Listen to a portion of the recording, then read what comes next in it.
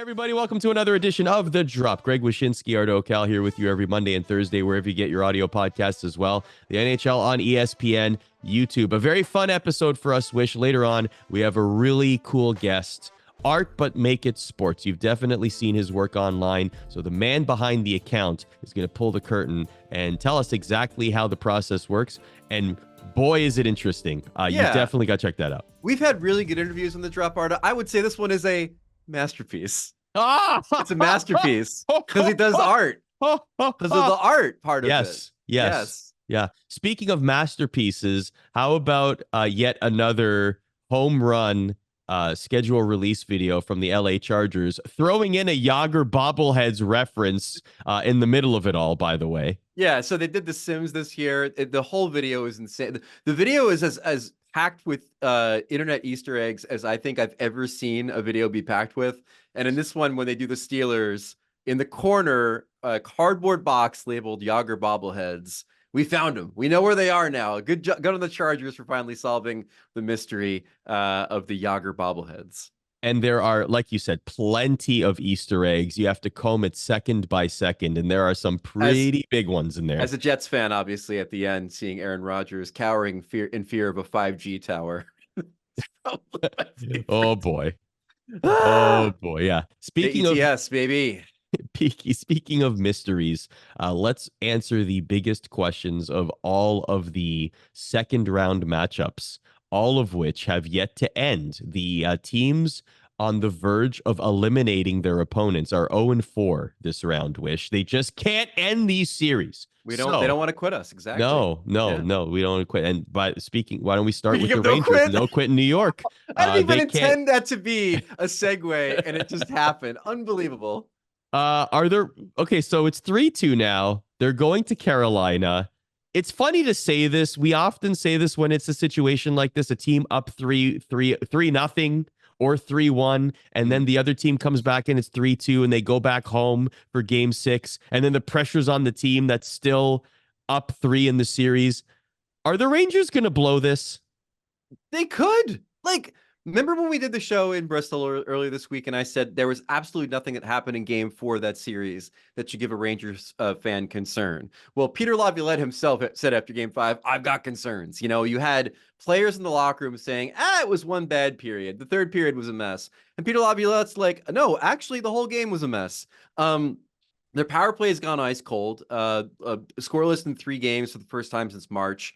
They were out hustled in that game against Carolina in Game 5, especially as the game went on. And now they're going back to Carolina, where again, the Carolina Hurricanes under Rod Brindamore, the best home ice team in the playoffs during his tenure as coach. And then the other thing too, he didn't face a crazy shot volume, but he didn't screw up like he screwed up in Game 4, Freddie Anderson. He played better in Game 5. So if he's getting better and this team is getting better, the 5-on-5 gap is widening. They're going to Raleigh. I got to tell you, at this point, I would be surprised that there's not a Game 7 in this series. Yeah, it's gotten in. Business has just picked up, as Jim Ross would say. Speaking of pro wrestling, Jim Montgomery in the last game against the Florida Panthers delivered an epic Stone Cold Stunner onto John Cena in the behind the bench.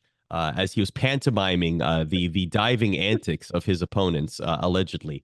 What did you make of all that?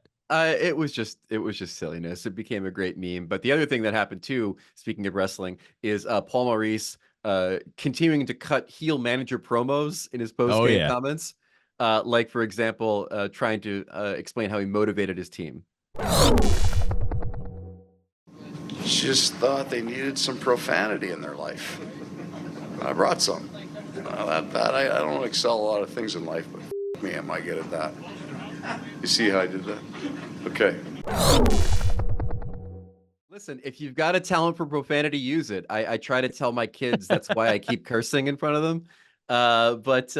Listen, Maurice is doing his thing. The thing about this series that's interesting right now, Arda, is as we do the show, we don't know Brad Marchand's status for Game 6. I think the fact that he's on the ice, he's been traveling with the team, kind of bodes well for him returning to the series.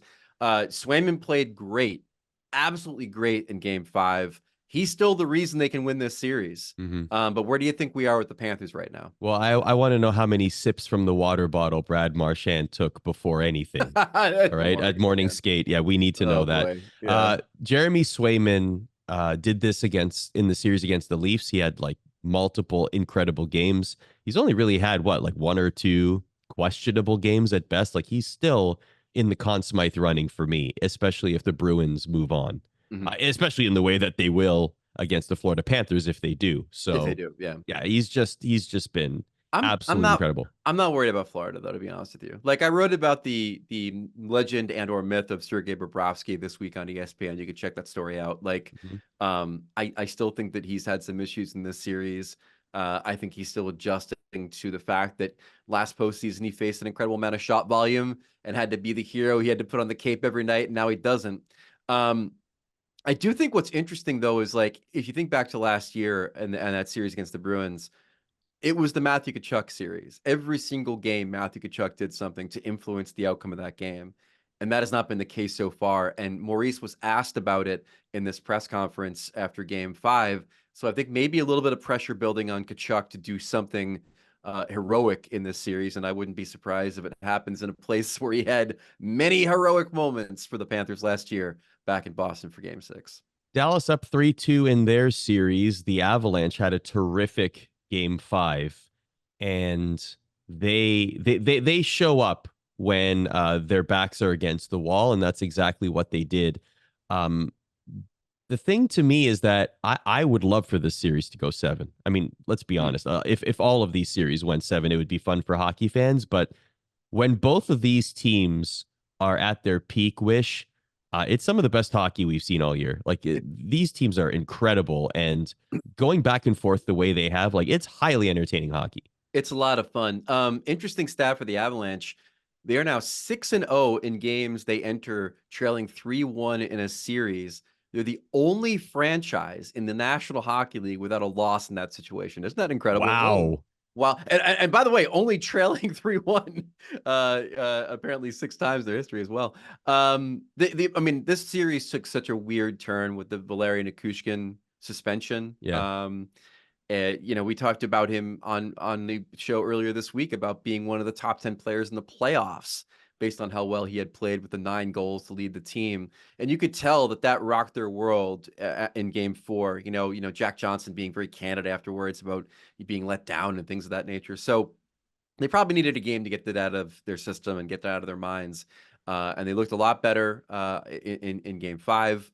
And obviously the thing goes back to Denver for game 6. Still like Dallas in the series. I think they're playing really well outside of that hiccup. And frankly, the biggest challenge for Dallas right now is the fact that when Colorado comes to play in Dallas, they have 2 coaches, as we saw behind Jared Bednar in game 5. Look at that, man. What an amazing bit of cosplaying to have that dude behind Bednar for the entire game. I wish that someone could have tracked down a name and a motivation from that game, but alas, we'll have to maybe figure it out next time. 2 things I want to say quickly. Number 1, this has been a meme-heavy postseason. Oh, yeah. No shortage of memes coming out of these playoffs. I absolutely love to see it. The Dallas Stars are getting heavy production from their 2 rookies, Logan Stankoven and Wyatt Johnston. They are stars, and they are emerging like a mighty phoenix in these playoffs. But they're also now, like Joe Pavelski, certainly, like a guy you root for, and he's a great character guy, great locker room guy. They love having him on the team. He got on the scoreboard last game as well, and that was long overdue. But if they get that production from their veterans and from their, like, all 3 veterans, stars, rookies, if all of those are clicking, we talk about the Dallas Stars depth, like that's going to be a scary cup contending team. Vancouver and Edmonton, speaking of memes, I love what Corey Perry did. I love it. He didn't touch Brock Besser. No, he didn't. He just stood there, and he had the Corey Perry face, and that is a scary face. That is what nightmares are made of, but he just stood there, and I love it, Wish. The game after the Carson Soucy suspension for hitting McDavid in the head with the stick. I liked both the comparison to him as a toll booth and the comparison to him as as Gandalf saying, "You shall not pass." I think both of those are pretty apt. Vancouver Edmonton, I think we can say after 4 games is the best series in the playoffs. I mean, honestly, if you're talking about drama, star power, excitement, the energy of the fans in the buildings, the energy in the fans online, the media going back and forth, guys like Mark Spector writing takeout columns about the franchise of Vancouver as a bunch of white towel waving surrenderers. I mean, this is what used to happen 10 years ago in the media when it came to these Canadian teams. It's by far I am brewing coffee to stay up to watch these games when they're playing. Leon Draisaitl was atop our player power rankings earlier this week for good reason. He has at least 1 point in all 9 games this postseason, tied for the 3rd longest streak to start a postseason in Oilers history, behind only ESPN's Mark Messier and TNT's Wayne Gretzky. They are the ones that had longer streaks. What did you think of the Calvin Pickard gambit, or Pickard rather, gambit for the Oilers and replacing Stu Skinner? Rare situation where a goalie in his 30s is making a postseason debut. Easy to root for. I know that he's a very likable guy. I like those kind of stories. I think it's very easy to latch on to. You've said this a lot, and I subscribe to it as well. The Edmonton Oilers goaltenders, you referenced Stuart Skinner in this thought. They just need to not lose the series for the Oilers. And I know I've said this on last episode, but it bears repeating. It will be a shame, Wish, if we look back on this era of Edmonton Oilers hockey with Connor McDavid, the consensus greatest player in the NHL today, and Leon Draisaitl, arguably number 2, and they don't win a Stanley Cup. Yeah. And the number one reason we point to is between the pipes. That will be a shame.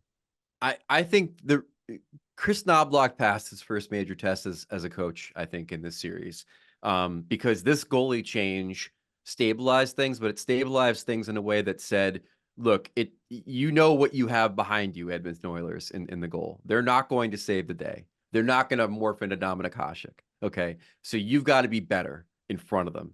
And by taking Skinner out and putting in a playoff novice, he got the best defensive effort from his team analytically in this postseason. And so it was a brilliant move by Knobloch. It was the right call. I don't think that Pickard's the guy that could maybe win him a cup, but it definitely was the right call to wake up his team. Do you think any of these series are going 7, by the way? I think all of them are going 7. Actually, Whoa! No. I think the Panthers close it out in 6. Wow. All right. I think the Panthers close it out in 6. I think Vancouver Edmonton goes 7. Maybe the Rangers win in. Okay, if I were to pick 2 that don't go 7, it's Rangers and Bruins. I think Colorado Dallas goes 7. I think Edmonton Vancouver goes 7. I think you're right on the Bruins. And I had this very visceral. You're saying Hurricanes they all go 7? Go 7, but you might be right. Like I think Canes Rangers go 7. I said Vancouver Edmonton was going to go 7, and I still think there's a chance the Stars win Game 6 on a wonky Georgiev effort, but that one could go 7. I would say the biggest percentage chance for me are the Rangers and the Vancouver series. One more note before we get to our good friend LJ with Art But Sports. There is some personnel news out of Utah. Yeah. What do we got? I like that. So Chris Armstrong is a name you probably don't know unless you followed the Kyle Dubas drama last year, because Chris Armstrong helped orchestrate or negotiate rather the Dubas contract situation in Toronto and then the exit to Pittsburgh. Chris Armstrong is the executive VP of talent innovation with Wasserman, the agency, and is now going to be running the Utah NHL team. Very tight with Ryan Smith through golf. I think I said like 70% of Ryan Smith's professional relationships are through golf. But it's going to be one step above Bill Armstrong in the organization, no relation, and another agent coming over to join the fray in hockey. Oh, by the way, one of the other ones was a guy named Bill Zito, who has built himself a Stanley Cup contender with the Florida Panthers. So Chris Armstrong to run hockey over in Utah. I can't wait to get to Utah. I want to see how hockey does there. Yeah, I think he'll do well. You know what? Great. I give credit to Ryan Smith because he seems, at least so far, seems like someone who's really committed to hockey and really committed to making it grow in the NHL and in Utah. So, yep. All right. Speaking of growth, this account has seen exponential growth with great reason, and we finally get to understand the secret sauce. Absolute pleasure to have here on ESPN's The Drop, my current favorite Twitter account, and I'm sure that it's many of yours watching this right now. You can find them at Art But Sports, Art But Make It Sports. This is one of those accounts that just bats 1,000. It just doesn't miss. It's absolutely perfect in what it does in its corner of social media. And we have the man behind Art But Sports joining us now. His name is LJ. He's gracious enough to take some time out of his busy day and his busy social media life to talk about the whole process and the account. LJ, thanks for being here, man. How are you? Thanks for having me. I'm good. It's a good time of year. Lots of good sports going on and need content to work off of. So yeah, this is maybe basically your Super Bowl era, right? Like there's so much happening. Baseball just started. You got playoffs. You got no shortage of sports content to turn into art. And I'm sure a lot of people watching this have seen your work, have loved your work, but maybe they don't understand the process. I know that you get this a lot, like, oh, you must be using like some sort of AI software or something like that to make this happen. But you don't. This is all from memory, which is absolutely shocking. Please take us through your process.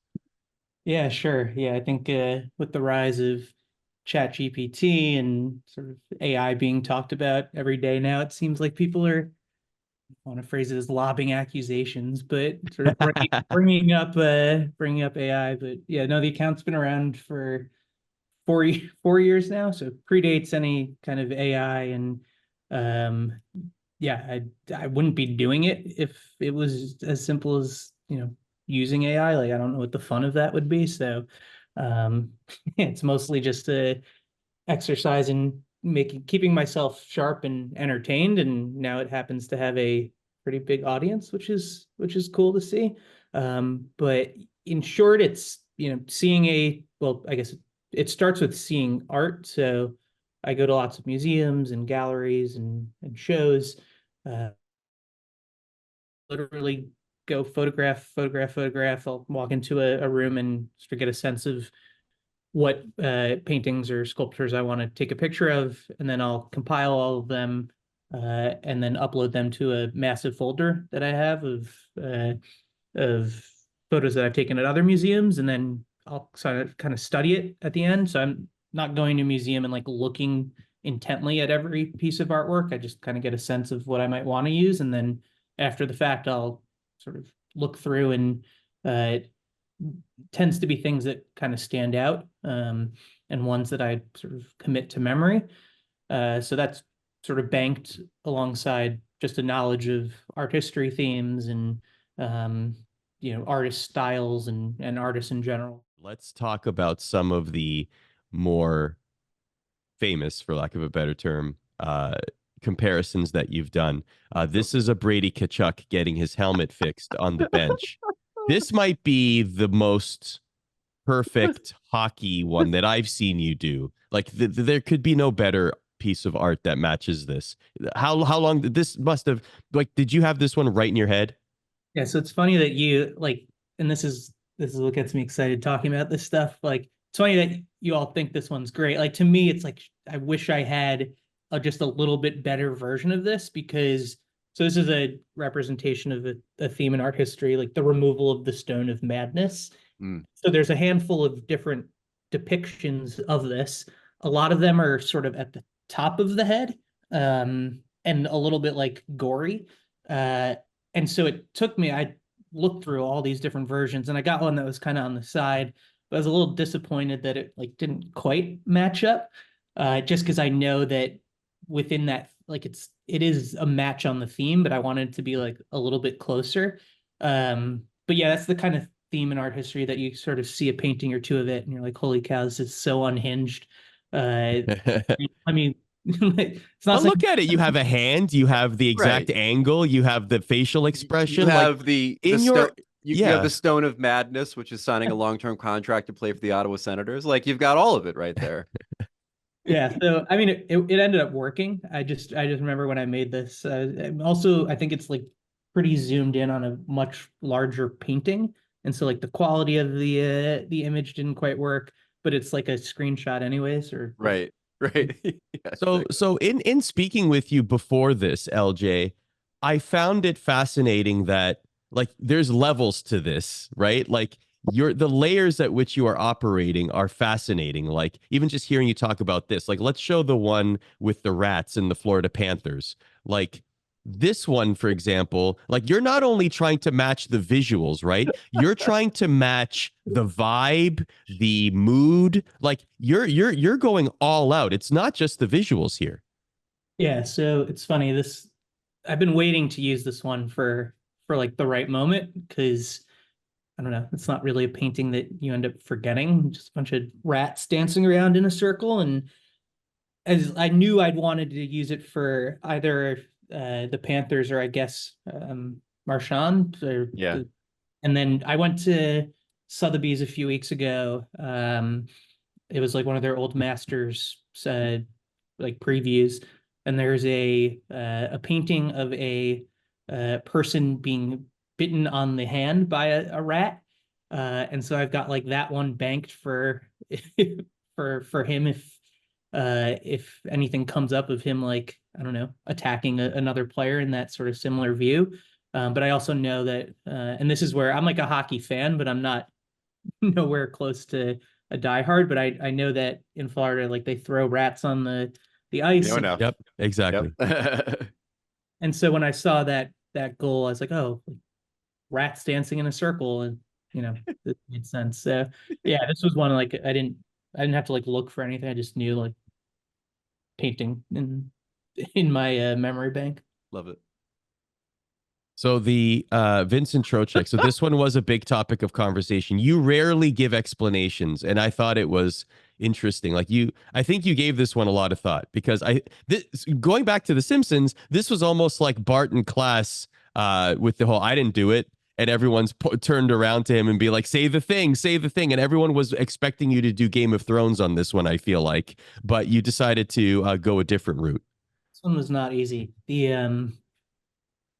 And this is for those listening here, this is the Vincent Trocheck celebrating the goal, all his teammates around him, and his face is very distinguished. He's got this like, yeah, face, and it sort of looks like the Jon Snow Game of Thrones surrounded by people, but you went with a different piece.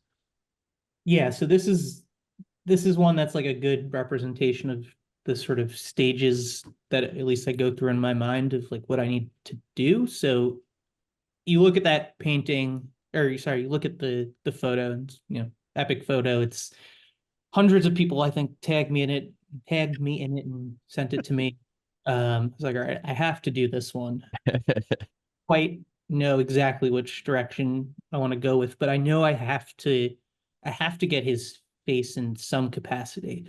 Like if I went just, and it looks abstract, right? Like you could go abstract with it, but you're not going to get a real abstract painting that also has his facial expression. Right in the middle. So Yeah. you have to find some sort of unique style in the art that's chosen, because I could find, de Kooning, Frankenthaler, like you could get something that matches the blue and like looks like it, but if you don't have the face, then like what's the point of doing it? And so this painting is actually at the MoMA, and seen it tens of, I guess maybe hundreds of times now. And it's big. It's big in person. It really stands out for the face aspect of it. And I thought like the Battle of the Bastards of Game of Thrones, right? And it's like people were like putting that in the comments already. It's like I got to do something different.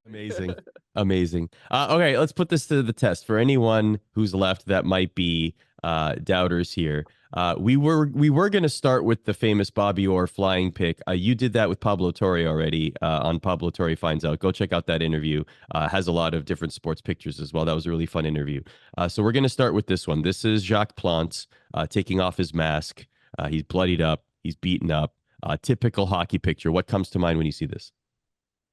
Yeah, so this one's hard because you have to get like the gore, right? You need the blood and you need the mask in some capacity.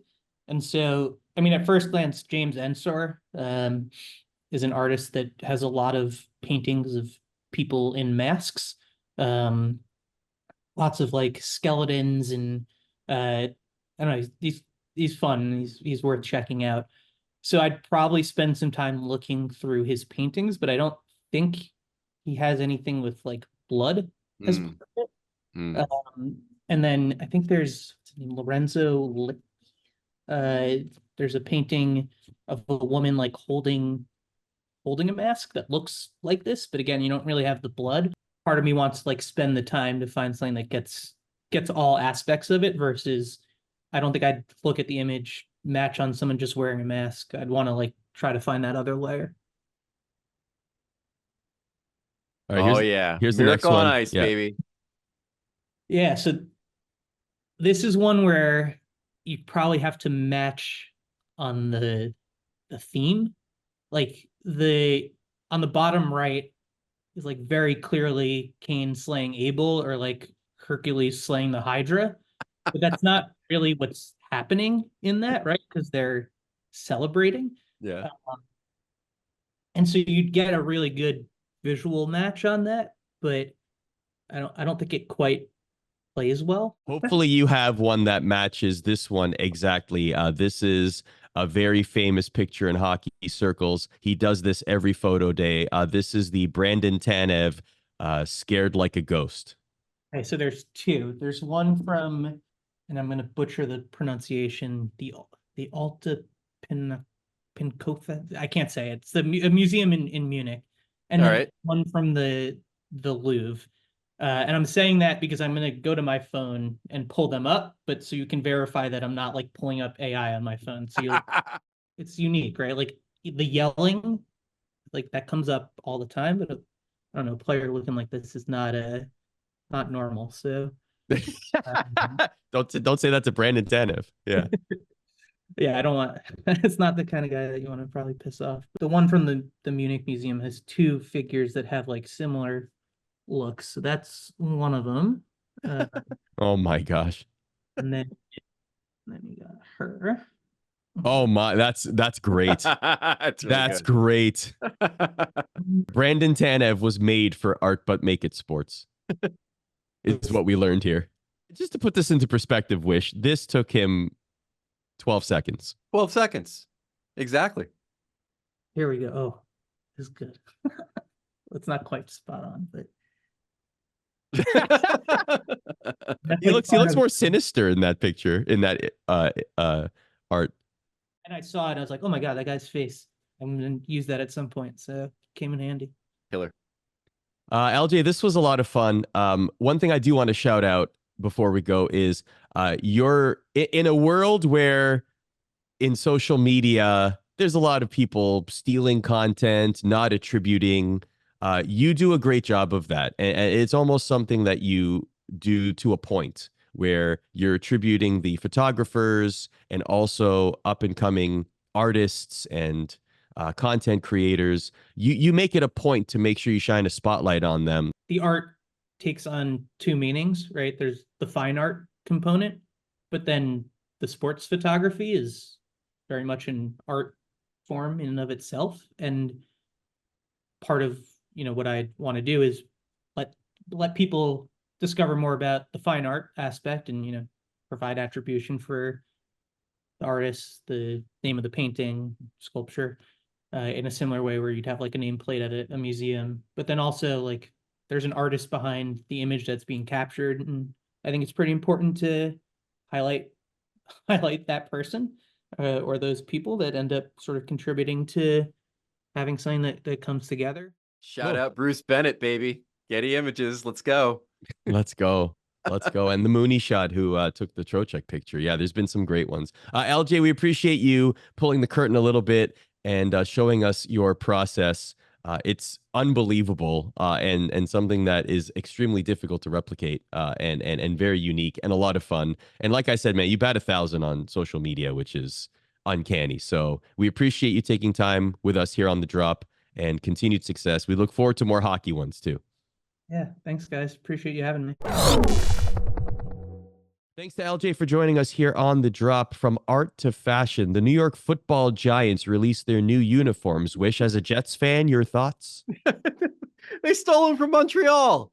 I mean, come on. It's blatant. It's a blatant theft from Montreal. Now, I know the Giants used to wear these back in the day, and we probably didn't notice it because the TVs were in black and white then. But, I mean, just ship down Yuppie, let him entertain the crowd. It's a joke. Be original. I'm sure you can go on about this for hours and hours. We're going to shift our attention, though, to the wives and girlfriends jackets, otherwise known as the WAGs jackets. Yeah. This is a thing that happens every year. I think it's a really cool concept. Now, we're not going to do a bracket. I want to give a shout out to Sweet Annie OD, who is a content creator in the hockey space. She does great work. Go and follow her on social media. She has a WAG jacket bracket that you can participate in. But we figured that we would look at the remaining teams and look at the jackets that they've created for all the wives and girlfriends of the NHL players on a particular team and talk about them, Wish. Yeah, so the WAG jacket tradition has been really fun, and it's been going on for a few years. Some teams are a little bit more elaborate than others. But I reached out to Lexi LaFleur Brown, who's the wife of TV analyst JT Brown, former player, and also a social media influencer, also an author. And she gave us a few little tidbits on each of these WAG jackets that we've seen in this postseason. We're just going to cover the second round teams that are still alive. Let's start off with the Boston Bruins. Now, Lexi believes this is giving aviation pioneer.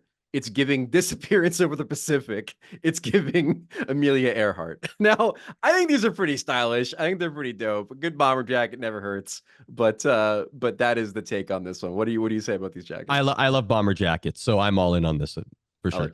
I like it. Absolutely. What's Florida next? Panthers. We go denim. And as Lexi said, the Panther women are serving a head-to-toe Canadian tux look.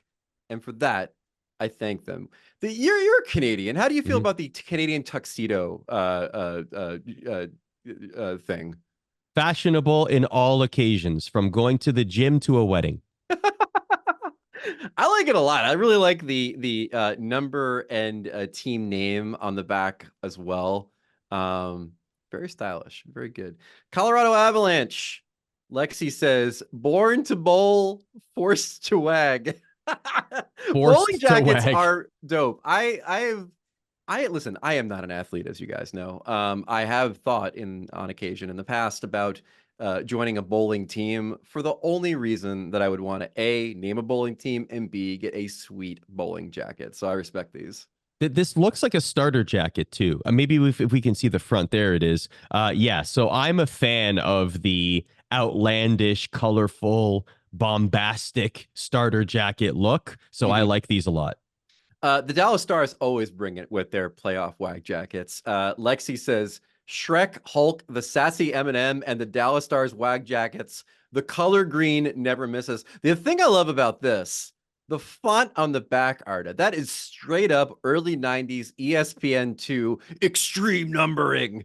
And I'm here for it.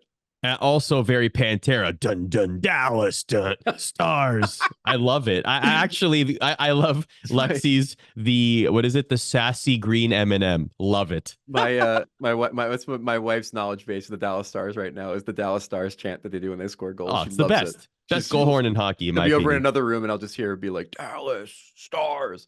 The Edmonton Oilers. So they went, as Lexi said, it's not boring, it's chic. It is a leather jacket. It's very, it's not very colorful, but it is very stylish. And we'll give them credit for that, I suppose. It's not giving Edmonton to me, I guess, is the real issue here. I think of Edmonton, I think of fur-lined things, some sort of animal pelt. Well, we probably would have assumed something orange and blue, you know, like it's a black leather jacket and it has like stitching on the back. And it's minimalist. Okay. Yeah, cool. It seems like but not every jacket has to be outlandish, right? No, but it's giving 1950s street gang. Finally, we come to the Vancouver Canucks. Well, actually, not finally. The Vancouver Canucks, Lexi says, every dad in the 1970s had a jacket like this. Now, here is your straight up starter jacket look, my friend. I love it. Yeah, absolutely. Yep. Give me more of this. And I also would have preferred the back this. of the jacket's better than the front. Man. Oh, it's Big, terrific. bold. Yeah, absolutely. Now, these are look, dope. my favorite Canucks logo will always be the skate logo. Mhm. Hashtag free the skate. Hashtag make the skate permanent. Hashtag make it the primary. I'm on that train. So I love the look of this. If it was the skate logo, I probably would have asked to buy one. Fine. Then we have the Carolina Hurricanes black satin jacket. As Lexi says, you can't go wrong with a tried and true Letterman jacket. Cause chaos on the pockets, the numbering on the front. These are really cool. I like them a lot. And the shoes are a nice touch as well. Yep. Then finally, the team without a mascot gives us a playoff without a WAG jacket. The New York Rangers, wives and girlfriends, just simply wearing jerseys to the game. Arda, I'm massively disappointed. We are in the fashion capital of America, and all we're doing is wearing the jerseys to the game. I wonder if they considered making jackets with Matt Rempe's face on the back. Yeah, as Just Lexi Matt said, Rempe. it's rare to see hockey wives and girlfriends wearing jerseys to NHL games, which is why pulling up to one in a vintage Rangers jersey was an unexpected play. To her point, it is a very good point that they don't usually wear jerseys to the game, so it is a little bit different, but still. Okay. Look around at the fashion we're seeing in these playoffs, and Rangers, you got to step up your game. No mascots, no WAG jackets. Oh, well. No quit in New York. What can you do? No quit in New York, Right. The Rempire State. Thank you for listening to The Drop or watching on the NHL and ESPN YouTube, wherever you get your audio podcast every Monday and Thursday. Enjoy the pucks this weekend, and we'll see you next week. Thanks.